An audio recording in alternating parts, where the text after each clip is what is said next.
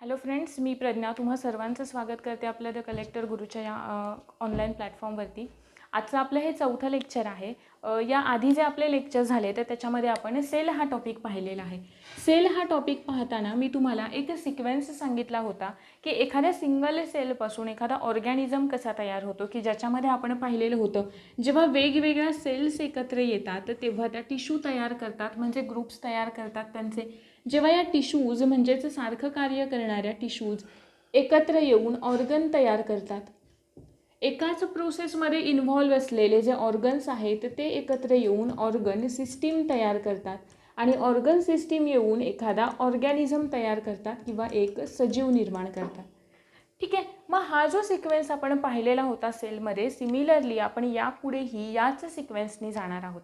ठीक आहे, सेल अभ्यासताना आपण एका सिंगल सेलचं स्ट्रक्चर इन डिटेल अभ्यासलं होतं, बरोबर आहे. आता सिंगल सेल अभ्यासतोय, मग जर का ज्यांच्यामध्ये एकच सेल आहे, असे कोणतेही ऑर्गॅनिझम्स ज्यांच्यामध्ये एकच सेल आहे आणि ती एकच सेल त्या पेशीची सगळी कार्य करते किंवा त्या ऑर्गॅनिझम्सचे सगळे कार्य करते, तर त्या ऑर्गॅनिझम्सना आपण युनिसेल्युलर ऑर्गॅनिझम्स असं म्हणतो. आणि जर का दुसरी केस आपण पाहिली आणि दुसऱ्या केसमध्ये असं म्हटलं की अनेक सेल्सचे ग्रुप्स एकत्र आलेत, म्हणजे थोडक्यात असं म्हणूयात की सारखं कार्य करणाऱ्या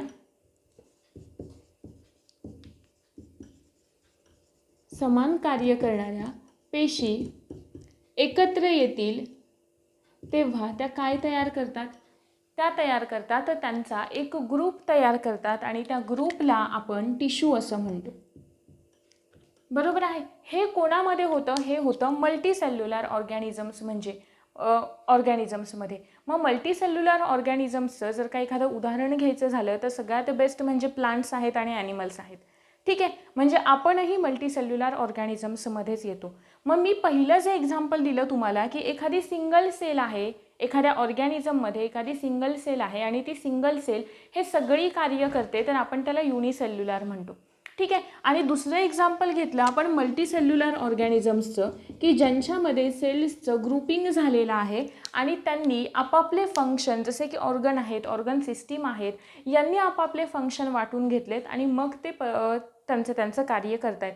मग या दोघांमध्ये असलेला सिस्टमिकपणा हा जास्त कोणामध्ये असेल, तर अर्थात ही जी दुसरी केस आहे मल्टीसेल्युलर ऑर्गॅनिझम्स आपण म्हणतोय त्यांच्यामध्ये तो सिस्टेमिकपणा जास्त असणार आहे.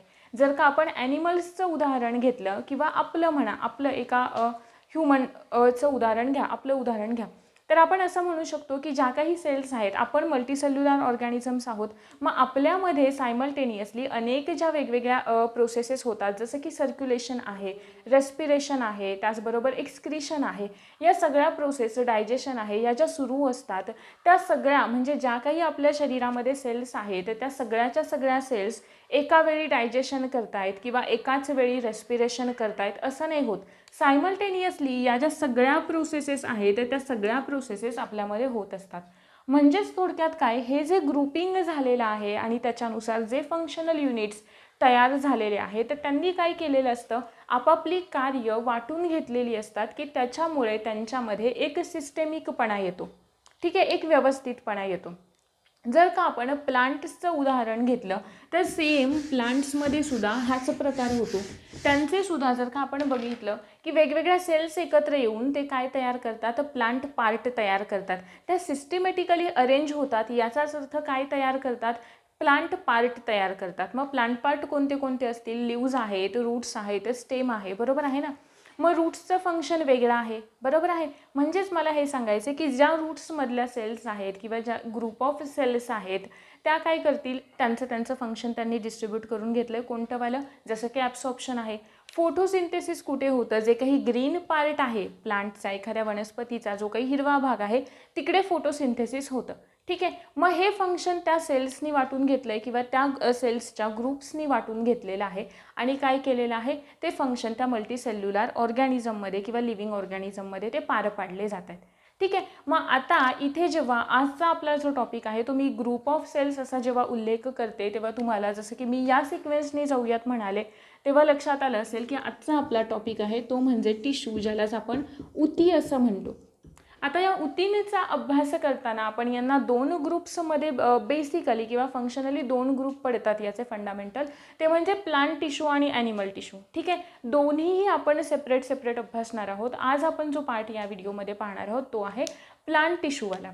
सगळ्यात पहिल्यांदा सुरुवात करूया तर डेफिनेशनपासून. आपण टिश्यूची किंवा उतींची डेफिनेशन कशी करतो? The group of cell which perform similar function, म्हणजे पेशींचा असा समूह, group of cells which perform similar function, की जे सारखं कार्य करतात. बरोबर आहे, सिमिलर फंक्शन और सेट ऑफ सिमिलर फंक्शन. अशांना आपण काय म्हणतो? अशा पेशींच्या समूहाला आपण काय म्हणतो? उती असं म्हणतो. अगदी साधी आणि सिंपल डेफिनेशन आहे की ज्यांची एम्ब्रियोनिक ओरिजिन सारखी आहे,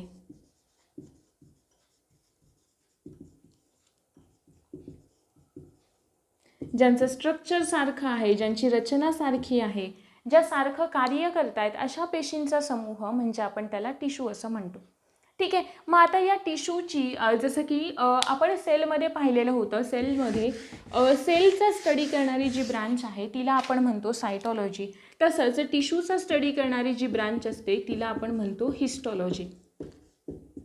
आणि फादर ऑफ हिस्टॉलॉजी असं आपण कोणाला म्हणतो? हे नोट डाऊन करत चालायचं आहे. फादर ऑफ हिस्टॉलॉजी असं आपण म्हणतो मेरी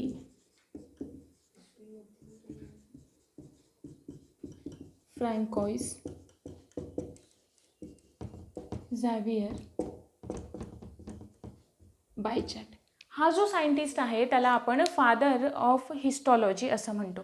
ठीक आहे, हिस्टॉलॉजी म्हणजे काय सांगितलं की टिश्यूचा स्टडी करणारी किंवा उतींचा अभ्यास करणारी जी शाखा आहे तिला आपण हिस्टॉलॉजी असं म्हणतोय. उती म्हणजे सिम्पली लक्षात ठेवायचं पेशींचा असा समूह किंवा ग्रुप ऑफ सेल की जो सारखं कार्य करतो, ज्यांची एम्ब्रियोनिक ओरिजिन सारखी आहे आणि ज्यांची रचनासुद्धा काय आहे? सारखी आहे. मग प्लांट टिश्यू जर अभ्यासताना आपल्याला बेसिकली अभ्यासायचं असतं, जसं की मी हा सिक्वेन्स सांगितला तुम्हाला, हा वाला प्लांट टिश्यूचा अभ्यासताना आपल्याला नेहमी कुठेही प्लांट टिश्यूचा उल्लेख आला ना तर बेसिकली सगळ्यात पहिल्यांदा आपण आधी कन्सेप्ट मॅप पाहूयात. सगळ्यात पहिल्यांदा आपल्याला आठवायला हवी ती म्हणजे मेरिस्टेमॅटिक टिश्यू. मेरिस्टेमॅटिक टिश्यूलाच आपण विभाजी उती असं म्हणतो. आणि त्यानंतर दुसरा ग्रुप आहे तो म्हणजे परमनंट टिश्यू. परमनंट टिश्यूलाच आपण स्थायी उती असं म्हणतो. ठीक आहे, आता या दोघांमध्ये डिफरन्स काय आहे ते मी आधी सांगते आणि त्याच्यानंतर मग आपण एका त्या कन्सेप्ट मॅपकडे जाऊयात. बघा, मेरिस्टेमॅटिक टिश्यूज ज्या आहेत तर याच्यामध्ये जर का या शब्दाची आपण फोड केली ना तर मेरिस्टॉस या शब्दाचा अर्थ होतो टू डिवाइड. म्हणजे अशी टिश्यू किंवा अशी उती की जिचं सतत विभाजन होत असतं. The tissue which undergo continuous cell division. म्हणजे अशी टिश्यू, मेरिस्टेमॅटिक टिश्यू म्हणजे कोणत्या टाईपची टिश्यू की जिला फक्त आणि फक्त काय माहीत असतं? तर विभाजित होणं माहीत असतं. मग याचं जेव्हा कंटिन्युअस विभाजन होतं त्याच्यापासून सेल्सचं डिव्हिजन झाल्यावर काय होणार आहेत? अजून नवीन सेल्स तयार होणार आहेत. आपण शिकलो की न्यू सेल्सची निर्मिती कशी होते हे आपल्याला कोणी सांगितलेलं होतं? रुडॉल्फ विरशॉ हा जो सायंटिस्ट होता त्याने सांगितलेलं होतं. मग या सेलचं डिव्हिजन झाल्यानंतर अनेक सेल्स तयार होतील, पुन्हा या सेल्स डिवाइड होतील, यांच्यापासून अनेक सेल्स तयार होतील, पुन्हा या डिवाइड होणार, यांच्यापासून वेगळ्या सेल्स तयार होतील. बरोबर आहे. मग हे काय होतील? अनेक सेल्स तयार झाल्यानंतर त्या सिस्टमॅटिकली अरेंज होतील, ग्रुप्स तयार करतील आणि काय तयार करतील? टिश्यू तयार करतील. मग अशी एक स्टेज येते बघा की या ज्या सेलचं डिव्हिजन होतंय, या ज्या सेल कंटिन्युअस डिवाइड होत आहेत आणि हे डिव्हिजन एक अशा स्टेजला येतं की त्यावेळी त्या सेल स्वतःची डिवाइड होण्याची जी कपॅसिटी आहे, डिवाइड होण्याची जी कपॅसिटी आहे किंवा जी क्षमता आहे ती क्षमता गमावून बसतात आणि काय तयार करतात? परमनंट टिश्यूज तयार करतात. परमनंट टिश्यूज तयार करतात म्हणजे काय तयार करतात? तर म्हणजे तयार करतात प्लांट पार्ट. आता प्लांट पार्ट म्हणजे कोणते कोणते येतात? लिव्ज आहेत, रूट्स आहेत, स्टेम आहे, अशा पद्धतीने ही एक बेसिक कन्सेप्ट तरी लक्षात आली का की टिश्यू म्हणजे काय. टिश्यूचं मी तुम्हाला एक्झाम्पल देऊन सांगितलं की युनिसेल्युलर ऑर्गॅनिझम्समध्ये काय होतं, तर सगळी एकच पेशी सगळी कार्य करते, सिस्टेमिकपणा ऑब्व्हियसली कमी असेल. मल्टीसेल्युलरमध्ये काय होतं, सेल्सचे ग्रुप तयार होतात, फंक्शन वाटून घेतात आणि कार्य करतात, सिस्टेमिकपणा जास्त असेल, जसं की प्लांट आहे, ॲनिमल्स आहेत. ठीक आहे. टिश्यू म्हणजे काय, तर पेशींचे असे समूह किंवा group of cell which perform similar function और सेट ऑफ सिमिलर फंक्शन, की ज्या सारखं कार्य करतील, ज्यांची एम्ब्रियोनिक ओरिजिन सारखी आहे, ज्यांचं स्ट्रक्चर सारखं आहे आणि ज्या सारखं कार्य करतात. ठीक आहे. त्यानंतर म्हटलं ही टिश्यूचा स्टडी करणारी जी ब्रांच आहे तिला आपण हिस्टोलॉजी असं म्हणतो. फादर ऑफ हिस्टोलॉजी आपण म्हणतो मेरी फ्रँकोइस झावियर बायचार्ट या सायंटिस्टला. आणि त्याच्यानंतर मी तुम्हाला असं म्हणाले की आपण क्लासिफिकेशन पाहताना किंवा एक कन्सेप्ट मॅप पाहताना प्लांट टिश्यूजना आपण 2 फंडामेंटल ग्रुप्समध्ये क्लासिफाय करतो. ते फंडामेंटल ग्रुप म्हणजे मेरिस्टेमॅटिक टिश्यू किंवा विभाजी ऊती आणि परमनंट टिश्यू म्हणजे स्थायी ऊती. स्थायी म्हणजे ठीक आहे, त्या आता झाल्या, सेटल झाल्या. काय म्हणून, प्लांट पार्ट तयार करून. आता त्याच्या पुढे त्यांचं डिव्हिजन होणार नाही आहे. ठीक आहे, सांगते हा, नाही तर तुमचा पुढचा प्रश्न असा असतो की नाही का आता त्या डिवाईड नाहीत होणार आहे, मग प्लांटची वाढ कशी होते प्लांट पार्ट तयार झाल्यानंतर. ठीक आहे, याचं सगळ्याची उत्तरं पुढे मिळतील, कारण प्लांटकडे रिजनरेशनची ॲबिलिटी असते. ठीक आहे, आपल्याकडे रिपेअरची असते, रिपेअरिंगची. आपल्या ज्या सेल्स असतात त्यांच्याकडे रिपेअर होण्याची ॲबिलिटी असते, रिजनरेशनची ॲबिलिटी जी आहे ती प्लांटकडे असते. म्हणूनच आपण एखादा झाड वगैरे कट केलं तर ते पुन्हा उगवून येऊ शकतं. ठीक आहे, हे बघा, हे झालं मेरिस्टेमॅटिक टिश्यूचं सतत डिव्हिजन होतं. सतत डिव्हिजन होऊन नवीन सेल्स तयार होतात, ग्रुप तयार करतात आणि अशी एक स्टेज येते की त्या स्टेजला या सेल्सकडे असलेली डिवाईड होण्याची कपॅसिटी असते ती गमावून बसतात आणि ते तयार करतात परमनंट टिश्यू. That's it. एवढं. म्हणजेच परमनंट टिश्यूज ह्या कशापासून तयार झालेल्या असणार आहेत, ऑब्व्हियसली मेरिस्टेमॅटिक टिश्यूजपासून. आता व्यवस्थित लक्ष द्या थोडं. मी तुम्हाला असं म्हणाले की आपण एखादं जर का बी लावलं, म्हणजेच आपण जेव्हा एखादी सीड लावतो, काहीतरी एखादा प्लांट उगवून येण्यासाठी आपण जर का एखादी सीड लावली तर त्याचं जर्मिनेशन होताना आपल्याला दिसून येतं. म्हणजे फॉर एक्झाम्पल ही एक सीड आहे आणि तिला आपण जर का तिला सुटेबल अशा ॲटमॉस्फिअरिक कंडिशन अवेलेबल असतील, ठीक आहे, तिला हवेत तशा कंडिशन्स आहेत, म्हणजे पाणी आहे, सगळं न्यूट्रिएंट्स तिला मिळत आहेत, मग अशा वेळी काय होतं, ही जी सीड आहे त्या सीडमध्ये ऑब्व्हियसली वेगवेगळ्या सेल्स असणार आहेत, ते सेल्स असणार आहेत. मग या सेल्सचं डिव्हिजन होतं. ज्या मेरिस्टेमॅटिक टिश्यूज आहेत तर त्यांना एकच गोष्ट माहीत असते, फक्त डिवाईड होणं. ठीक आहे, मग त्यांचं डिव्हिजन होतं म्हणजे नवीन सेल याच्यामध्ये तयार होत राहणार आहेत. एका स्पेसिफिक कंडिशनपर्यंत आपल्याला ती सेल थोडीशी फुगत जाते असं दिसतं, पण ती एका लिमिटपर्यंत होते हे सुद्धा आपल्याला माहिती आहे. ठीक आहे, त्यानंतर काय होतं, याच्यावरचं जे कव्हरिंग असतं बस ते असं थोडंसं फाटल्यासारखं होतं आणि त्याच्यामधून आपल्याला त्या प्लांटचं जर्मिनेशन झालेलं पाहायला मिळतं. म्हणजे नाही का त्याला कोंब आलेलं आपल्याला दिसून येतं. ठीक आहे, काही ठराविक दिवसांनंतर, म्हणजे जेव्हा थोडे दिवस ती बी फुगेल, म्हणजेच त्यांच्या सेलचं डिव्हिजन होईल, पण ते एका ठराविक लिमिटपर्यंत, आणि ते लिमिट संपल्यानंतर ती सेल काय करते, प्लांट पार्ट डेव्हलप करायला सुरुवात करते. म्हणजे ज्या मेरिस्टेमॅटिक टिश्यूज आहेत, सपोज कन्सिडर करा ही एक टिश्यू आहे, एक सेल आहे जिच्यामध्ये कोणत्या मेरिस्टेमॅटिक टिश्यूज आहेत. ठीक आहे, आणि ती काय करणार आहे, डिव्हिजन करणार आहे, म्हणजे तिच्यापासून 2 सेल्स तयार झाल्या. ठीक आहे, 2 सेल्स तयार झाल्या, यांचं पुन्हा डिव्हिजन झालं, 4 तयार झाल्या, यांचं पुन्हा डिव्हिजन झालं, प्रत्येकीने नवीन सेल्स तयार केल्या. ठीक आहे, आता अशी एखादी ॲबिलिटी येईल की यांच्यामधल्या काही सेल्स आहेत ना त्या स्वतःची डिवाईड होण्याची कपॅसिटी काय होतात, गमावून बसतात. मग त्यात काय तयार करतील, परमनंट टिश्यू. आणि परमनंट टिश्यू म्हणजेच काय तयार करतील, प्लांट पार्ट तयार करतील. मग समजा या तयार झालेल्या सेल्स जर का आपण 100 आहेत असं म्हटलं, तर या 100 मधल्या काही सेल्स अशा असतील की ज्यांच्याकडे पुन्हा डिवाईड तर नाही होऊ शकत, मग त्या काय करतात, एखाद्या प्लांट पार्टमध्ये, म्हणजेच त्या स्वतःला सिस्टमॅटिकली अरेंज करतात.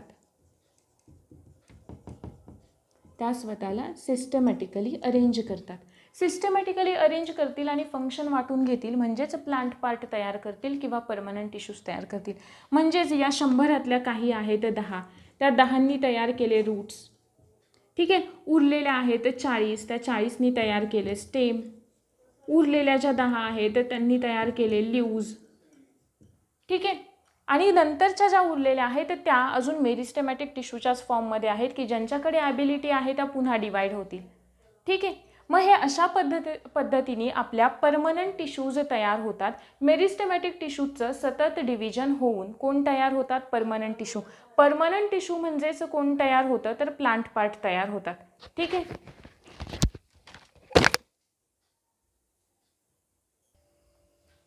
इथंपर्यंत क्लिअर आहे की आपण काय केलं? थोडक्यात मी काय सांगितलं की मेरिस्टेमॅटिक टिश्यूचं विभाजन होईल. ते विभाजन होऊन किंवा त्यांचं डिव्हिजन होईल. डिव्हिजन होऊन ज्या नवीन सेल्स तयार होतील त्यातल्या काही सेल्स काय तयार करतील?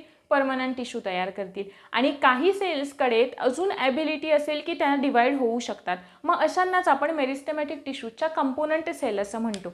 ठीक आहे. मग त्या काय होणार आहे? डिवाईड होणार आहे आणि मग ती प्लांटची किंवा त्या झाडाची काय होत राहते? ग्रोथ जी आहे ती कंटिन्युअस होत राहते.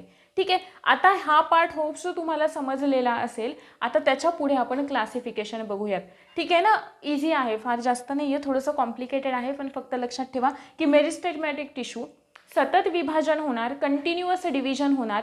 कंटिन्युअस डिव्हिजन झाल्यानंतर काही सेल्स या स्वतःची डिवाईड होण्याची कपॅसिटी गमावतात आणि ती गमावतात. मग काय तयार करतात? सरळ परमनंट टिश्यू तयार करतात, म्हणजेच प्लांट पार्ट तयार करतात. ओके, ठीक आहे. मग आता याच्या पुढे आपण मेरिस्टेमॅटिक टिश्यूचं आणि परमनंट टिश्यूचं क्लासिफिकेशन बघूयात आणि मग नंतर वन बाय वन आपण ते इन डिटेल डिस्कस करूयात. आता बघा, हा जेव्हा मी मेरिस्टेमॅटिक टिश्यू असं म्हणते तेव्हा मेरिस्टेमॅटिक टिश्यूजला बऱ्यापैकी बुक्समध्ये स्टेट बोर्डमध्ये सुद्धा आपल्याला फक्त position in the plant body या आधारावरती 3 ग्रुप्स दिलेले आहेत क्लासिफिकेशनचे, पण आपल्याला ते 11वीच्या बुकमधून प्रिपेअर करायचे. इझी आहेत, फार जास्त काही कठीण नाही आहेत, इझी आहेत, त्याच्यामुळे ते लक्षात ठेवायचे. मेरिस्टेमॅटिक टिश्यूजला आपण 3 आधारांवरती क्लासिफाय करतो. त्यातला पहिला आधार आहे growth and development. Growth and development. दुसरा आधार आहे position in the plant body.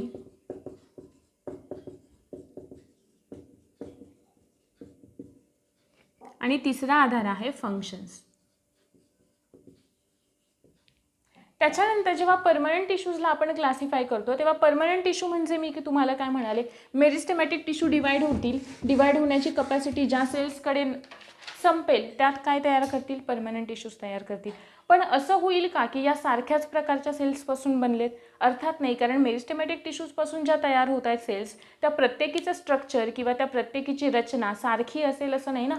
म्हणजे समजा मेरिस्टेमॅटिक टिश्यूजनी 100 सेल्स तयार केल्या तर त्या 100च्या 100 सारख्या असतील असं नाही आहे ना. ठीक आहे, वेगळ्या वेगळ्या सुद्धा असणार आहेत काही यांच्यामध्ये. मग या आधारावरती आपण यांना क्लासिफाय करतो. परमनंट टिश्यू ज्या एकाच प्रकारच्या सेल्सपासून बनलेत, ज्या सिमिलर टाईप ऑफ सेल्सपासून बनलेत त्यांना आपण म्हणतो सिम्पल. आणि ज्या डिफरंट टाईप ऑफ सेल्सपासून बनले तर त्यांना आपण म्हणतो कॉम्प्लेक्स किंवा कंपाऊंड.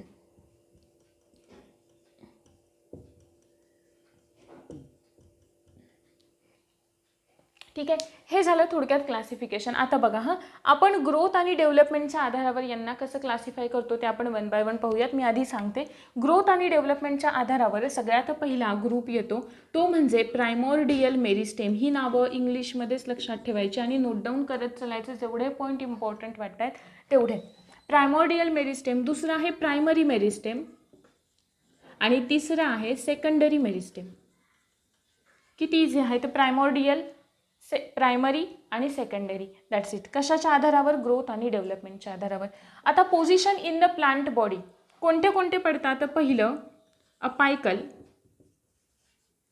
दुसरं लॅटरल आणि तिसरं इंटरकॅलरी. ठीक आहे. फंक्शन्सच्या आधारावरती आपण त्यांना क्लासिफाय करतो. सगळ्यात पहिलं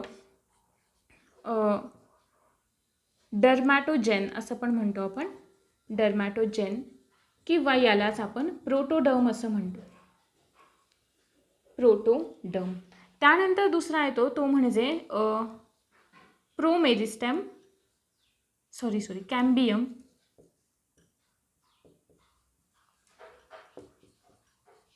आणि तिसरा आणि शेवटचा येतो ग्राउंड मेरिस्टेम. सिंपलला आपण आपण 4 ग्रुप्समध्ये क्लासिफाय करतो. त्यातला पहिला आहे पेरेनकायमा. पेरेनकायमाला आपण म्हणतो मूलऊती. दुसरा आहे कोलेनकायमा, त्यालाच आपण म्हणतो स्थूल कोन ऊती. तिसरा आहे स्क्लेरेनकायमा. स्क्लेरेनकायमाला आपण म्हणतो दृढ ऊती. आणि कंपाऊंडला किंवा कॉम्प्लेक्सला ज्या वेगळ्या वेगळ्या प्रकारच्या सेल्सपासून बनले त्यांना आपण क्लासिफाय करतो झायलेम आणि दुसरं फ्लोएम. झायलेम म्हणजे जलवाहिनी, फ्लोएम म्हणजे रसवाहिनी.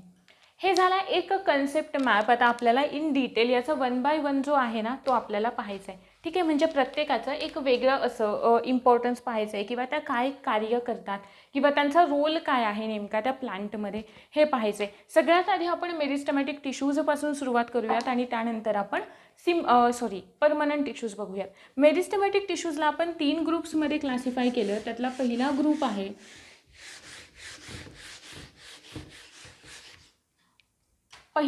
आहे ग्रोथ आणि डेव्हलपमेंटच्या आधारावरती. मग ग्रोथ आणि डेव्हलपमेंटच्या आधारावरती आपण पहिलं म्हणालो कोणतं आहे, प्रायमॉर्डियल मेरिस्टेम.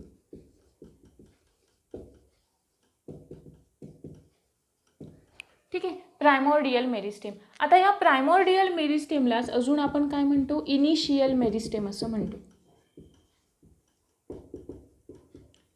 Initial meristem. ठीक आहे, त्यानंतर याला इनिशियल मेरिस्टेम किंवा प्रायमॉर्डियल मेरिस्टेम असं का म्हणतो, कारण हे प्लांटची जी सुरुवातीची स्टेज असते ना, म्हणजे इनिशियल स्टेज, ज्याला आपण एम्ब्रियोनिक स्टेज असं म्हणतो. म्हणजे जेव्हा प्लांटचं जर्मिनेशन होतं आहे ना, त्या जर्मिनेशन होणाऱ्या स्टेजपासून, एम्ब्रियोनिक स्टेजपासून या ज्या सेल्स आहेत मेरिस्टेमॅटिक सेल, ते त्या प्लांटमध्ये काय असतात, म्हणजे त्या प्लांटमध्ये त्या असतात. ठीक आहे, कोणत्या, प्रायमॉर्डियल मेरिस्टेम किंवा इनिशियल मेरिस्टेम. ठीक आहे, त्यानंतर दुसरा ग्रुप आहे ज्याला आपण म्हणतोय प्रायमरी मेरिस्टेम. हा झाला फर्स्ट, दुसरा झाला प्रायमरी मेरिस्टेम.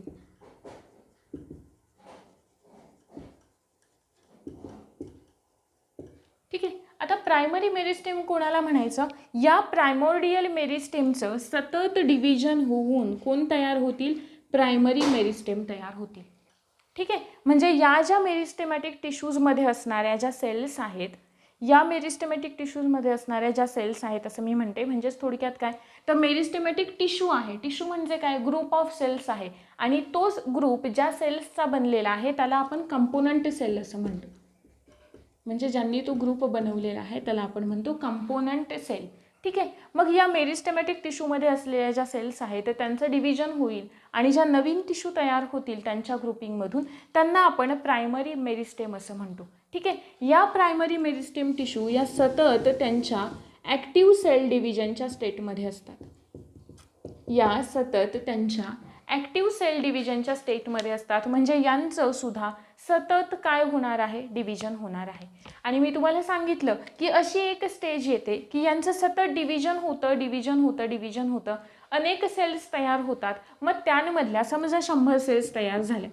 ठीक आहे, प्रायमरी मेरिस्टेमचं डिव्हिजन होऊन तयार झाल्या 100 सेल्स. ठीक आहे, मग त्या 100 सेल्समधल्या काही सेल्स अशा असतात, आपण घेऊयात इथे 50. ठीक आहे, या 100 मधल्या ज्या 50 सेल्स आहेत त्या 50 कडे डिवाइड होण्याची कपॅसिटी आहे का, सेल डिव्हिजनची कपॅसिटी असेल का, नाही.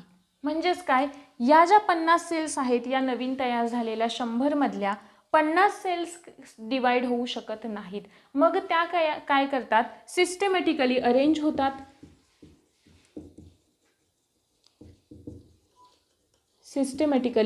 होतात. आणि काय तयार करतात, प्रायमरी परमनंट टिश्यू तयार करतात. त्या काय तयार करतात, प्रायमरी परमनंट टिश्यू तयार करतात. आता प्रायमरी परमनंट टिश्यू म्हणजे नेमक्या कोणत्या, ज्याला आपण पेरेनकायमा सेल्स किंवा मूलऊती असं म्हणतो.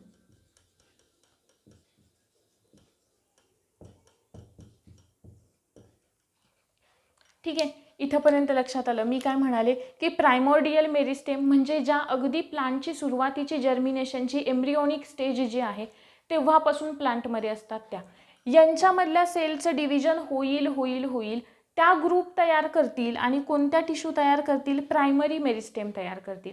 प्रायमरी मेरिस्टेममध्ये ज्या सेल्स असतात, आता समजा हा प्रायमरी मेरिस्टेम टिश्यूज आहेत, ठीक आहे, म्हणजे यांच्यामधल्या या ज्या सेल्स आहेत त्या सेल्स कशा नेहमी ॲक्टिव्ह सेल डिव्हिजनच्या स्टेटमध्ये असतात. म्हणजे यांना एकच माहीत असतं की नाही आपल्याला फक्त डिवाइड व्हायचं आहे. ठीक आहे, मग आता यांचं सतत डिव्हिजन होऊन समजा या 100 सेल्स तयार झाल्या. ठीक आहे, तर या 100 तयार होणाऱ्या ज्या सेल्स आहेत त्यांच्यामधल्या 50 सेल्सकडे सेल डिव्हिजनची कपॅसिटी त्या गमावून बसतात, त्यांच्याकडे नाही आहे, त्या आता डिवाइड नाही होणार. मग त्या काय करतात, सिस्टमॅटिकली अरेंज होतील आणि तयार करतील प्रायमरी परमनंट टिश्यू म्हणजेच स्थायी ऊती तयार करतात. आणि स्थायी ऊतींमध्ये पण कोणत्या तयार करतात, मूल ऊती, ज्यांनाच आपण पेरेनकायमा सेल्स असं म्हणतो. इथंपर्यंत क्लिअर झालं की ह्या प्रायमरी मेरिस्टेम. आता या प्रायमरी मेरिस्टेममधून ज्या या पेरेनकायमा तयार झालेत का, त्या पेरेनकायमाकडे जी असलेली, आता त्या पेरेनकायमा आहेत म्हणजे स्थायी ऊती आहेत, स्थायी परमनंट झाल्या, त्या डिवाइड नाही होऊ शकत. मग एक अशी स्टेज येते की ज्या स्टेजला त्यांच्यामध्ये त्या सेल्स, आता समजा कोणत्या आहेत, या प्रायमरी मेरिस्टेम आहेत, म्हणजे प्रायमरी मेरिस्टेमकडे या सेल्स आहेत असं कन्सिडर करू आपण, जे तुम्हाला मी इथे दाखवते त्या सेल्स आहेत. मग या सेल्स काय करतात, त्यांची जी डिवाइड होण्याची प्रॉपर्टी आहे ना, म्हणजे सेल डिव्हिजनची, त्यांची विभाजनाची जी क्षमता आहे ना, ती रिगेन करतात. काय करतात, रिगेन करतात, परत मिळवतात. कशी परत मिळवतात, डिफरन्शिएशनच्या प्रोसेसच्या थ्रू. त्यांचं डिफरन्शिएशन होतं आणि त्या काय करतात, स्वतःची डिवाइड होण्याची कपॅसिटी जी आहे ती परत मिळवतात आणि या प्रोसेसच्या थ्रू त्या तयार करतात सेकंडरी मेरिस्टेमॅटिक टिश्यू. सेकंडरी मेरिस्टेमॅटिक टिश्यू, जो आपला तिसरा ग्रुप आहे इथे मी दाखवलेला.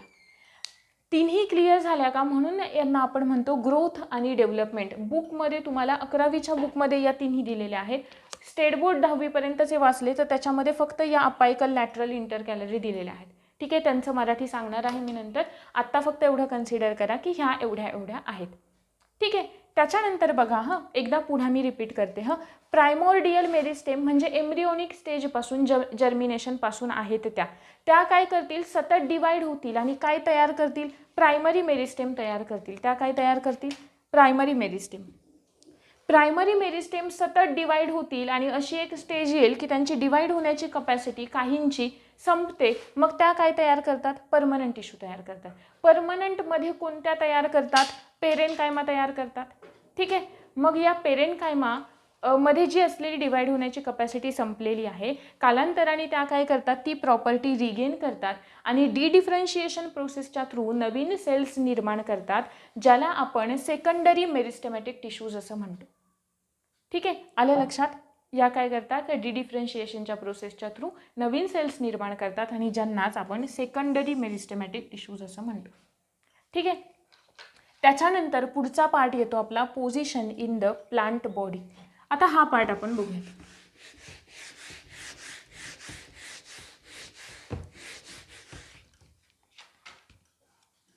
एक डायग्राम दाखवते बघा. समजा हे प्लांट आहे असं कन्सिडर करा.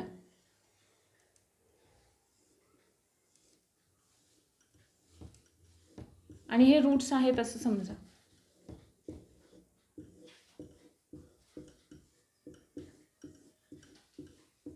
ठीक आहे, प्लांट्सपेक्षा रूट्स मोठे झालेत पण ठीक आहे. हे प्लांट आहे आणि हे रूट्स आहेत असं कन्सिडर करा. आता आपल्याला बघायचं आहे position in the plant body. या आधारावरती आपण मेरिस्टेमॅटिक टिश्यूजना कसं क्लासिफाय करतोय.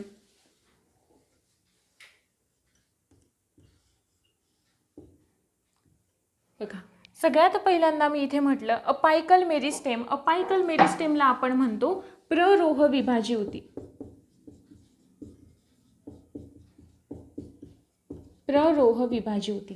अपायकल म्हणजे कुठे असणार आहे, ते जे काही स्टेम आहे आणि जे रूट्स आहेत त्यांच्या अपेक्सला, त्यांच्या टोकाला असतील, म्हणजे या इकडे. ठीक आहे, यांना आपण काय म्हणतो, अपायकल मेरिस्टेम. ठीक आहे, अजून ज्या इकडे असतील यांच्या टोकाला असतील त्यांना पण आपण काय म्हणणार आहे, अपायकल मेरिस्टेम. यांचं महत्त्वाचं फंक्शन काय आहे तर यांचं फंक्शन आहे की त्या प्लांटची लेंथ म्हणा किंवा त्यांची हाईट म्हणा, त्यांची उंची, त्यांची लांबी, मुळांची असेल, खोडाची असेल, ती वाढवणं हे कोणाचं काम आहे? या अपायकल मेरिस्टेमॅटिक टिश्यूजचं काम आहे की ज्या कुठे असतात? स्टेमच्या आणि रूट्सच्या अपेक्सला किंवा टोकाला. ठीक आहे. त्यानंतर पुढचा टाईप आहे तो म्हणजे आपण लॅटरल असं म्हणतो. ठीक आहे. लॅटरलला आपण मराठीमध्ये पार्श्वविभाजी ऊती असं म्हणतो. पार्श्वविभाग या कुठे असतात बघा, हे जे दोन असे या साईडने असतात प्लांट्सच्या. ठीक आहे. की ज्यांचं महत्त्वाचं फंक्शन आहे की त्या प्लांटची किंवा त्या खोडाची गर्थ वाढवणं किंवा त्याची रुंदी, त्याची विड्थ वाढवणं. कोणाचं? या लॅटरल मेरिस्टेमॅटिक टिश्यूजचं. ठीक आहे. त्यानंतर पुढच्या येतात त्या म्हणजे इंटरकॅलरी. ज्या इंटरकॅलरीला आपण काय म्हणतो? अंतरीय विभाजी ऊती. अंतरीय विभाजी ऊती. आणि या कुठे लोकेट असतात? यांची पोझिशन कुठे असते तर या ज्या इंटरनोड्स दिसत आहेत तर त्या इंटरनोडच्या बेसला,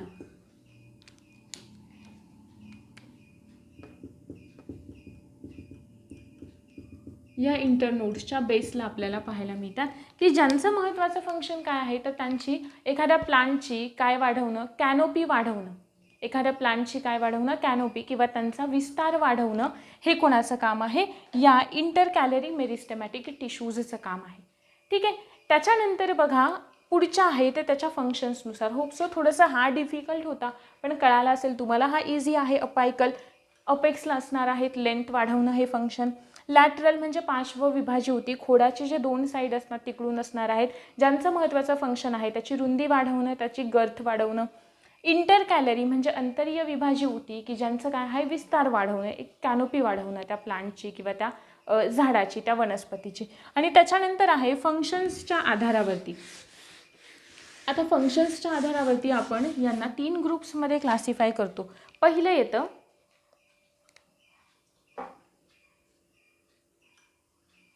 डर्मॅटोजेन किंवा त्याला आपण प्रोटोडर्म असं म्हणतो.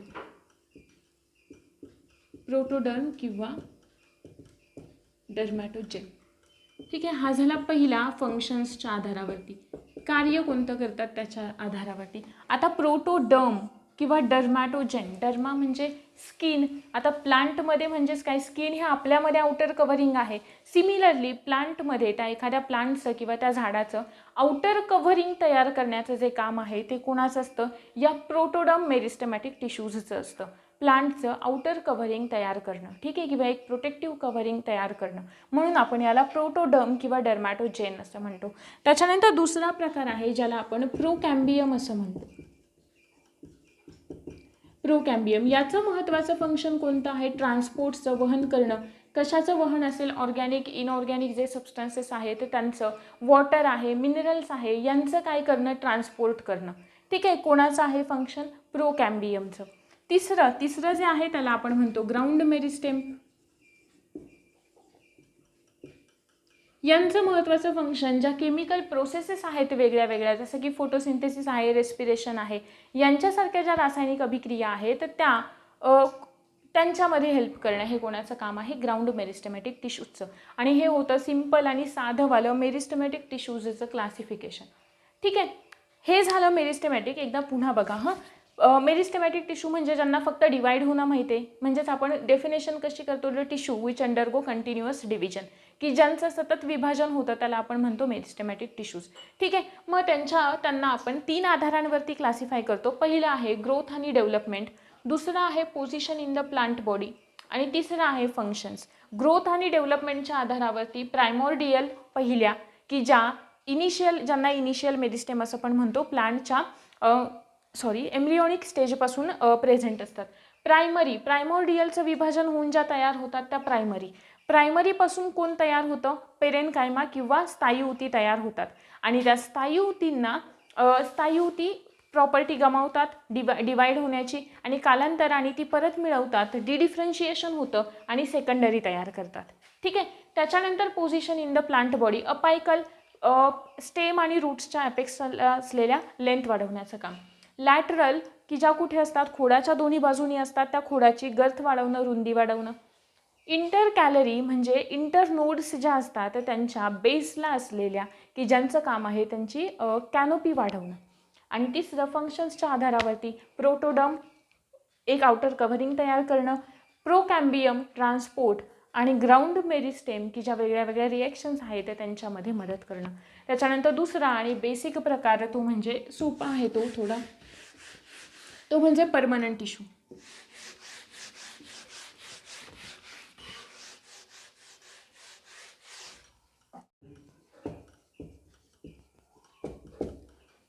परमनंट टिश्यूजना आपण दोन आधारांवरती क्लासिफाय करतो. पहिलं म्हणजे ज्या एकाच प्रकारच्या सेल्सपासून बनलेत त्या, आणि दुसरं ज्या वेगवेगळ्या प्रकारच्या सेल्सपासून बनलेत त्या. ठीक आहे, मग यांचं क्लासिफिकेशन, पहिलं ज्या एकाच प्रकारच्या सेल्सपासून बनलेत त्यांना आपण सिंपल म्हटलं, आणि ज्या वेगवेगळ्या प्रकारच्या सेल्सपासून बनलेत त्यांना आपण कॉम्प्लेक्स म्हटलं. आता आपल्याला यांचं प्रत्येक जे आपण आपला जो कन्सेप्ट मॅप पाहिलेला होता त्या कन्सेप्ट मॅपमध्ये जे आपण एक एक पाहिलेलं होतं तुमच्याकडे, तुम्ही ते नोट डाऊन करून घेतलेलं असेल, आपण त्याच सिक्वेन्सनी जाऊयात. तर सगळ्यात पहिलं आहे ते म्हणजे पेरेनकायमा. सिंपलमधलं सगळ्यात पहिलं पेरेनकायमा, ज्यांना आपण मूलऊती असं म्हणतो. ठीक आहे, आता यांच्यामध्ये ज्या सेल्स असतात त्या लक्षात ठेवायचं कशा असतात, लिव्हिंग सेल्स असतात. पहिलं ऊती म्हणजे टिश्यू, टिश्यू म्हणजे काय, ग्रुप ऑफ सेल्स. मग यांच्यामध्ये ज्या सेल्स आहेत तर त्या सेल्स कशा आहेत, लिव्हिंग सेल्स. लिव्हिंग सेल म्हणजे सेलच्या पहिल्याच लेक्चरला सांगितलेलं होतं, जिच्याकडे सायटोप्लाझम आहे, न्यूक्लियस आहे शेवटपर्यंत, ती झाली लिव्हिंग सेल.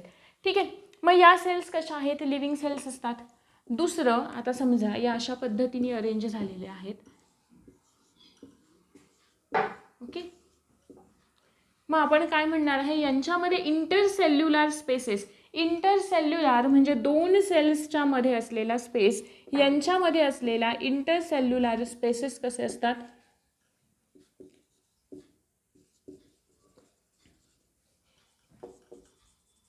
लार्ज, ज्याला आपण अंतरपेशीय पोकळ्या असं म्हणतो. अंतरपेशीय पोकळ्या या कशा असतात, जास्त असतात. अंतरपेशीय पोकळ्या कशा असतात, जास्त असतात. इंटरसेल्युलर स्पेसेस जास्त असतात. मग यांचं महत्त्वाचं फंक्शन काय आहे, पेरेनकायमा सेल्सचं सगळ्यात महत्त्वाचं फंक्शन आहे फूड प्रोडक्शन आणि फूड स्टोरेज.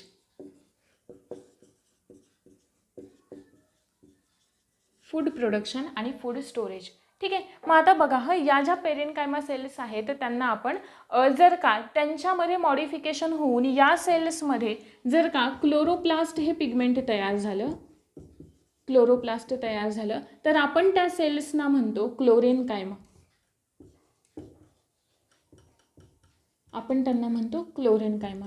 जर काही सेल्स अशा असतात की ज्यांच्यामध्ये हे जे इंटरसेल्युलर स्पेसेस आहेत किंवा या ज्या सेल्स आहेत त्यांच्यामध्ये एअर कॅव्हिटीज तयार होतात, हवेच्या पोकळ्या तयार होतात, ज्यांना आपण म्हणतो, जर का एअर कॅव्हिटीज तयार झाल्या त्या सेल्समध्ये तर आपण त्यांना म्हणतो एरेनकायमा. की ज्या सेल्स आपल्याला साधारणपणे जे ॲक्वॅटिक प्लांट असतात त्या ॲक्वॅटिक प्लांट्सना ते हेल्प करतात त्या पाण्यावर तरंगण्यासाठी. ठीक आहे, त्यानंतर समजा जर का या सेल्सची रचना ही जर का इलॉंगेटेड फॉर्ममध्ये असेल, फायबर लाईक सेल्स असतील, तर आपण त्यांना प्रोसेनकायमा सेल्स असं म्हणतो. आपण त्यांना काय म्हणतो, प्रोसेनकायमा सेल्स असं म्हणतो, की ज्या कशामध्ये हेल्प करतात, त्या हेल्प करतात आपल्याला म्हणजे त्या प्लांटला एक स्ट्रेंथ प्रोव्हाइड करण्यामध्ये, एक मेकॅनिकल सपोर्ट प्रोव्हाइड करण्यामध्ये हेल्प करतात. क्लोरेनकायमा फूड प्रोडक्शन. ठीक आहे, अशा पद्धतीने आपण या पेरेनकायमाला या 3 ग्रुप्समध्ये पुन्हा क्लासिफाय करतो. कोणते कोणते, क्लोरेनकायमा जर सेल्समध्ये क्लोरोप्लास्ट तयार झालं, एअर कॅव्हिटीज तयार झाल्या, तर एरेनकायमा आणि प्रोसेनकायमा की ज्यांच्याकडे फायबर लाईक इलॉंगेटेड सेल्स असतात त्यांना आपण म्हणतो प्रोसेनकायमा, की ज्या त्याला एक स्ट्रेंथ प्रोव्हाइड करण्याचं, एक सपोर्ट प्रोव्हाइड करण्याचं काम करतात. आता त्याच्यानंतर बघा अजून महत्त्वाचं यांचं फंक्शन कोणतं, तर मेकॅनिकल सपोर्ट प्रोव्हाइड करणं आणि फ्लेक्झिबिलिटी प्रोव्हाइड करणं. ठीक आहे, त्याचबरोबर फूड स्टोरेज आणि फूड प्रोडक्शन. त्याच्यानंतर दुसऱ्या सेल्स येतात त्या म्हणजे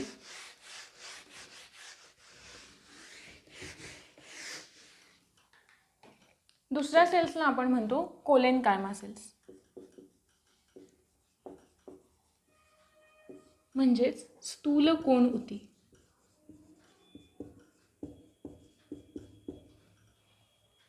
ठीक आहे, या सेल्समध्ये ज्या इंटरसेल्युलर स्पेसेस असतात ते इंटरसेल्युलर सगळ्यात महत्त्वाचं म्हणजे अर्थात लिव्हिंग सेल्स असतात, जिवंत पेशी असतात, म्हणजे सायटोप्लाझम आहे त्यांच्याकडे. फक्त इथे लक्षात ठेवायचं की जे इंटरसेल्युलर स्पेसेस असतात ते कसे असतात, कमी असतात. म्हणजेच का कमी असतात, कारण यांना आपण काय म्हणतोय, स्थूल कोन ऊती असं म्हणतोय. म्हणजे या सेल्स, या ज्या सेल्स आहेत,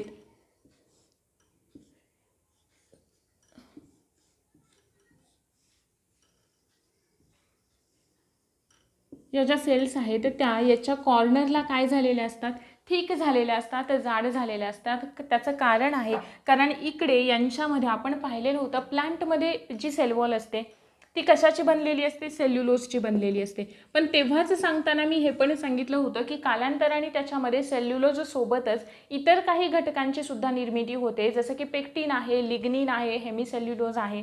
मग त्याचमधला एक घटक ज्याला आपण पेक्टिन असं म्हणतो, त्या पेक्टिनची निर्मिती होते आणि सेल्युलोज आणि पेक्टिनच्या एक्स्ट्रा डिपॉझिशनमुळे यांच्या ज्या सेल वॉल असतात त्या कशा झालेल्या असतात, थिक झालेल्या असतात. आणि त्याच्यामुळे त्या कशामध्ये हेल्प करतात, आपण पाहिलेलं असेल जर का एखादा प्लांट आहे, वारा वगैरे आल्यानंतर लगेच काही तुटून नाही पडत, बरोबर आहे ना, ते आपल्याला बेंड होताना दिसतं. मग त्यालाच आपण म्हणतो मेकॅनिकल फ्लेक्झिबल सपोर्ट.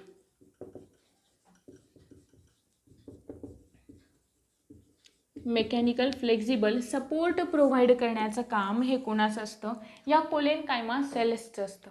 ठीक आहे, हे झालं कोणतं, स्थूल कोन ऊती किंवा ज्यालाच आपण कोलेनकायमा सेल्स असं म्हणतोय, की ज्यांच्या कॉर्नरला कशाची निर्मिती होते, पेक्टिनचं निर्मिती नाही असं म्हणता येणार, पेक्टिनचं एक्स्ट्रा डिपॉझिशन झाल्यामुळे यांच्या ज्या सेल वॉल आहेत त्या कॉर्नरला जाड झालेल्या आपल्याला पाहायला मिळतं.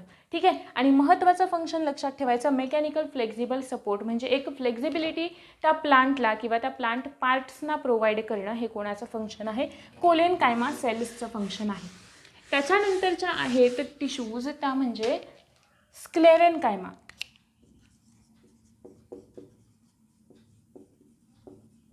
स्क्लेरेनकायमालाच आपण काय म्हणतो, दृढ ऊती. स्क्लेरेनकायमालाच आपण काय म्हणतो, दृढ ऊती. आता दृढ ऊती या कशा असतात, नॉन लिव्हिंग सेल असतात, मृत पेशी असतात, म्हणजे यांच्याकडे सायटोप्लाझम नसणार आहे. ठीक आहे, म्हणजे या काय करतात, फक्त जे काही प्लांट्सचं जे काही आउटर कव्हरिंग आहे म्हणा, किंवा त्याला एक नाही का एक प्रोटेक्शन प्रोव्हाइड करण्याचं काम करतात, त्यांना आपण काय म्हणतो, स्क्लेरेनकायमा टिश्यूज म्हणतो. जर का एक्झाम्पल सांगायचं झालं तर जसं की ज्यांचं आवरण, ज्या फळांचं आवरण असं कठीण आहे, कडक आहे, जसं की नाही का कवट वगैरे सारखी फळं असतात. ठीक आहे, त्यांच्यामध्ये जे काही ते आवरण असतं ते कशामुळे असतं, या स्क्लेरेनकायमा टिश्यूजमुळे असतं. या सेल्स कशा असतात, नॉन लिव्हिंग सेल असतात, नॉन लिव्हिंग सेल्स असतात. यांच्यामध्ये सुद्धा इंटरसेल्युलर स्पेसेस काय असतात, नसतात. का नसतात, कारण यांच्या सेल वॉलमध्ये सेल्युलोज सोबत लिग्निन नावाचा एक सबस्टन्स तयार झालेला असतो की जो ॲज अ सिमेंटिंग एजंट म्हणून काम करतो, की जो सिमेंटिंग एजंट म्हणून काम करतो आणि तो या सेल्सना एक काय म्हणतात त्याला, एक असं स्ट्रॉंग म्हणजे एक थिकनेस प्रोव्हाइड करतो. म्हणून आपण यांना काय म्हणतो, दृढ ऊती असं म्हणतो. आणि त्यांचं फंक्शन काय आहे, प्रोटेक्शन. काय आहे, प्रोटेक्शन, म्हणजे त्या प्लांटचं प्रोटेक्शन करणं, त्याला प्रोटेक्ट करणं, हे झालं स्क्लेरेनकायमाचं. त्याच्यानंतर बघा दुसऱ्या म्हणजेच दुसऱ्या कोणत्या येतात, चौथ्या सरफेस टिश्यूज. कोणत्या येतात, सरफेस टिश्यूज. ठीक आहे, मग या सरफेस टिश्यूजला आपण सरफेस टिश्यू, सरफेस म्हणतोय म्हणजे यांची एक थीन लेयर असते आणि ती सुद्धा कशी असते, थीन सिंगल लेयर असते. ठीक आहे, अजून यांच्यावरती काय असतात, स्टोमाटा असतात. सगळ्यात महत्त्वाचं स्ट्रक्चर स्टोमाटा, की जे कशामध्ये हेल्प करतं, तर जे पाण्याचं उत्सर्जन होतं ना, म्हणजे वॉटर एक्सक्रिशन जे होतं ना, ज्याला आपण ट्रान्सपिरेशन असं म्हणतो, उत्सर्जन असं काहीतरी शब्द असतो ना, जे ट्रान्सपिरेशन होतं त्याच्यामध्ये मदत करतं. ठीक आहे, मग या स्टोमाटाचं स्ट्रक्चर थोडक्यात बघा. पृष्ठभागीय ऊती, आपण सरफेस टिश्यूजना म्हणतो पृष्ठभागीय ऊती, असतात कुठे, एंटायर प्लांटवरती, पूर्ण त्या वनस्पतीवरती असतात, सगळ्या पार्टवरती असतात. पण संख्या जास्त कुठे असते तर लिव्हजचे जे लोअर सरफेस असतात त्या लोअर सरफेसवरती यांची संख्या काय असते, जास्त असते, की ज्यांच्यामध्ये स्टोमाटा असं एक स्ट्रक्चर असतं की जे कशामध्ये हेल्प करतं तर पाण्याचं जे काही एक्स्ट्रा वॉटर असेल मग त्याचं एक्सक्रीशन करण्यामध्ये किंवा त्याचं ट्रान्सपिरेशनची जी प्रोसेस असते ना त्याच्यामध्ये हे स्टोमाटा हेल्प करतात. ठीक आहे. मग बघा काही याला अपवाद कोण कोण आहे तर जर का आपण सरफेस टिश्यूजचे अपवाद म्हटलं तर कॅक्टस वगैरे सारखे जे प्लांट आहेत ना, कॅक्टस वगैरे की ज्यांच्यामध्ये लिव्हजचं मॉडिफिकेशन हे कशामध्ये झालेलं असतं, काट्यांमध्ये झालेलं असतं. ठीक आहे. आणि नंतर मग त्यांच्यामध्ये जर का असं म्हणालो आपण की फोटोसिंथेसिस वगैरे कसं होतं तर त्यांचे जे स्टेम्स असतात ना, त्यांचं जे खोड असतं ते मॉडिफाय झालेलं असतं लिव्हजमध्ये. ठीक आहे. त्याच्यानंतर अजून बघा ज्या काही जुनाट फार वनस्पती असतात की ज्यांच्यामध्ये ती एक फारसं एक काष्ठमय पदार्थ ज्याला आपण सुबेरिन असं म्हणतो तो काय करतो, तो एक्स्ट्रा वॉटर लॉस म्हणजे जास्तीचा वॉटर लॉस होऊ नये याच्यासाठी काय करतो, तो मदत करतो, ज्याला आपण सुबेरिन असं म्हणतो. ह्या होत्या अगदी सोप्या, यांचे फक्त फंक्शन लक्षात ठेवले तरी पुरेसं आहे. पेरेनकायमा सेल्स ज्यांना आपण मूलऊती म्हणतो की ज्या फूड स्टोरेजचं काम करतात, फूड प्रोडक्शनचं काम करतात. क्लोरोप्लास्ट असेल त्या सेल्समध्ये तर त्याला आपण काय म्हणतो, क्लोरेनकायमा. एअर कॅव्हिटीज तयार झाले असतील तर काय म्हणतो, एरेनकायमा. फायबर लाईक इलॉंगेटेड सेल्स असतील तर त्याला आपण प्रोसेनकायमा सेल्स म्हणतो. त्याच्यानंतर पुढचं आहे दुसरं ते म्हणजे कोलेनकायमा, ज्याला आपण स्थूलकोन ऊती असं म्हणतो, की ज्यांच्यामध्ये पेक्टिनचं सिक्रिशन झाल्यामुळे सेल वॉलचे जे कॉर्नर असतात ते काय झालेले असतात, ठीक झालेले असतात.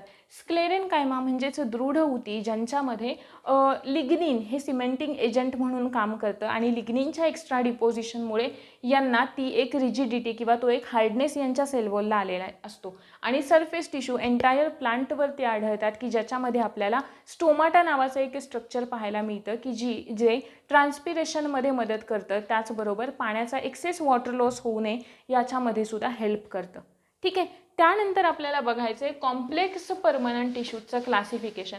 कॉम्प्लेक्स म्हणजे काय की ज्या डिफरंट टाईप ऑफ सेल्सपासून बनलेल्या आहेत तर त्यांना आपण कॉम्प्लेक्स परमनंट टिश्यूज असं म्हणतोय. आता त्या कॉम्प्लेक्स परमनंट टिश्यूजचे दोन बेसिक प्रकार आहेत बघा. पहिलं झायलेम, लिहून दिलंय तुम्हाला. झायलेमलाच आपण काय म्हणतो, जलवाहिनी. आणि दुसरं आहे फ्लोएम, फ्लोएमलाच आपण रसवाहिनी असं म्हणतो. ठीक आहे. झायलेमला अजून आपण वूड हा सुद्धा शब्द वापरतो आणि फ्लोएमला बास्ट असं पण म्हणतात. सगळे अल्टरनेट शब्द लक्षात ठेवायचं, कोणताही विचारतील. ठीक आहे. मग या झायलेम ज्या टिश्यूज आहेत ना, कॉम्प्लेक्स टिश्यू आहेत, कॉम्प्लेक्स परमनंट टिश्यू आहेत. म्हणजे हे जे आहेत ना झायलेम त्यांच्यामध्ये सेल्स असणार आहेत. मग हे झायलेम हे 4 प्रकारच्या सेल्सपासून बनलेले असतात. पहिले फ्लोएम बघा. सगळ्यात पहिले फ्लोएम हे 4 प्रकारच्या सेल्सपासून बनलेले असतात. त्यातले पहिले येतात सीव ट्यूब्स, ज्यांना आपण चाळण नलिका असं म्हणतो. दुसरं कंपॅनियन सेल्स, ज्यांना आपण सहपेशी असं म्हणतो. तिसरं येतात फ्लोएम फायबर्स आणि चौथे येतात फ्लोएम पेरेनकायमा.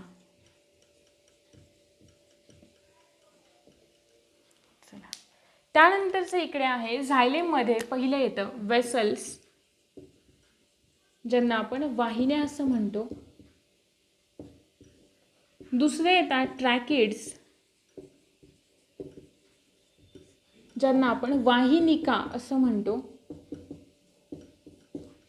तिसरं येतं झायलेम फायबर्स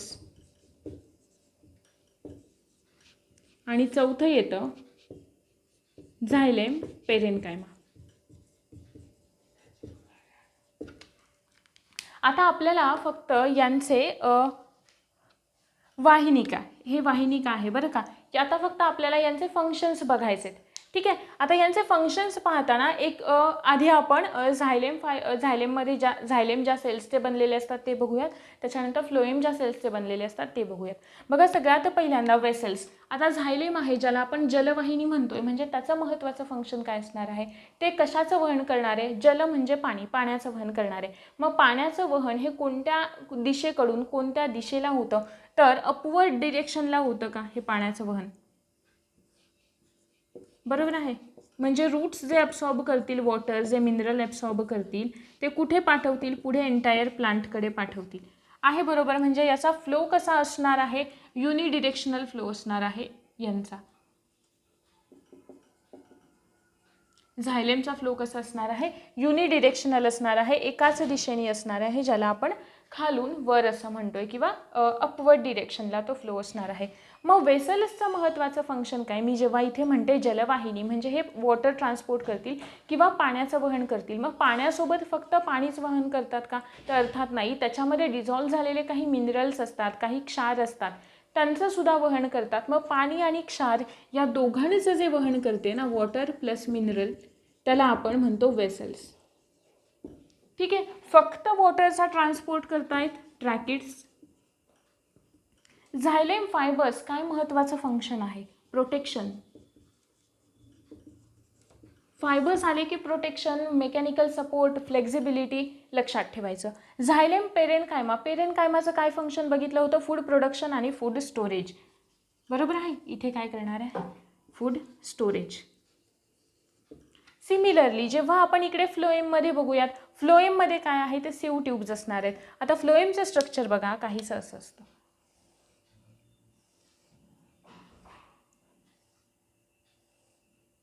हे असं असतं, असं कन्सिडर करा. इकडे या काय असणार आहेत?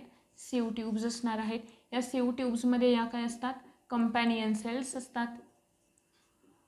ठीक आहे. आणि इकडे हे काय होतंय? आता हे काय आहे? रसवाहिनी. म्हणजे काय म्हणतोय आपण याला? फ्लोएम.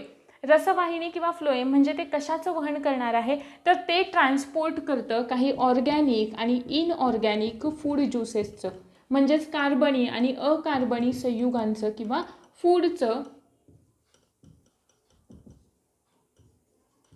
ज्युसेसचं काय करतं? ट्रान्सपोर्ट करतं. मग आता अन्नाची गरज वगैरे एनर्जीसाठी सगळ्याच प्रत्येक प्लांट पार्टला लागते. बरोबर आहे. म्हणजे याचा फ्लो कसा असेल? बाय डिरेक्शनल असेल. कसा असेल याचा फ्लो? बाय डिरेक्शनल असेल. म्हणजे अपवर्ड्सला सुद्धा आणि डाऊनवर्डला सुद्धा. म्हणजे सगळ्यांनाच तेवढीच सारखीच गरज असते त्या फूडची, त्याच्यामुळे. पण बघा, सीव ट्यूब्स म्हणजे चाळण नलिका. ठीक आहे. या कशामध्ये हेल्प करतात? मी तुम्हाला सेलमध्ये सेल थेअरीचं एक्सेप्शनमध्ये सीव ट्यूब्स सांगितलेलं होतं, आठवत असेल तर बघा. सेल थेअरी जेव्हा मी सांगितली तेव्हा मी तुम्हाला म्हणाले होते की सेल थेअरीचे काही एक्सेप्शन्स आहेत. त्याच्यामध्ये कोण कोण सांगितलेले होते? प्रोकॅरियोटिक ऑर्गॅनिझम सांगितले होते, त्यानंतर RBCचे सांगितलं होतं, त्याचबरोबर व्हायरसेस सांगितलेले होते आणि एक सीव ट्यूब्ससुद्धा सांगितलं होतं. मग सीव ट्यूब्समध्ये काय असतात? या एक प्रकारच्या सेल्सच असतात. ठीक आहे. मग या सेल्समध्ये जे न्यूक्लियस असतो ना, तो न्यूक्लियस नष्ट झालेला असतो. म्हणजे इथे मध्ये एक स्पेस तयार होतो का? तो स्पेस कशाला मदत करतो? या ट्रान्सपोर्टसाठी मदत करतो, की जो कशाचं ट्रान्सपोर्ट करतो? Transportation of food juices. म्हणजेच हे म्हणाले ना मी, ऑर्गॅनिक आणि इनऑर्गॅनिक फूड ज्युसेसचं, अन्न रसाचं वहन करण्यामध्ये सीव ट्यूब्स मदत करतात किंवा चाळण नलिका मदत करतात. पण मला सांगा की सगळीकडे सारखीच गरज असते का त्या फूड ज्युसेसची? ऑब्व्हियसली नाही. काही ठिकाणी जास्त असेल, काही ठिकाणी कमी असेल. मग या फूड ज्युसेसचं ट्रान्सपोर्ट कंट्रोल करण्याचं काम या कंपॅनियन सेल्स करतात, ज्याला आपण सहपेशी असं म्हणतो. ठीक आहे. आणि नंतर phloem fibres protection, support, mechanical इंजुरीपासून प्रोटेक्शन करणं, आणि फ्लोएम पेरेनकायमा फूड स्टोरेज. आलं लक्षात? म्हणजेच अन्नाची साठवणूक. हे अशा पद्धतीने प्लांट टिश्यूजचा पार्ट आपला इथे कंप्लीट झालेला आहे. तुम्हाला हा 11वीचं जे बुक आहे ना, त्या 11वीच्या बुकमधून कंप्लीट करा. जे सुरुवातीला तुम्हाला इकडे जे वेसल्स वगैरे दिलेत त्यांच्यामध्ये अजून काही सब डाटा दिलेला आहे, तो नाही केलात तरी चालेल. फक्त यांचे इम्पॉर्टंट फंक्शन्स लक्षात ठेवा. ठीक आहे. आणि ते माहीत असू द्यात की झायलेम कोणत्या प्रकारच्या सेल्सपासून बनलेत आणि फ्लोएम कोणत्या प्रकारच्या सेल्सपासून, आणि त्या सेल्सचे फंक्शन कोणते कोणते आहेत.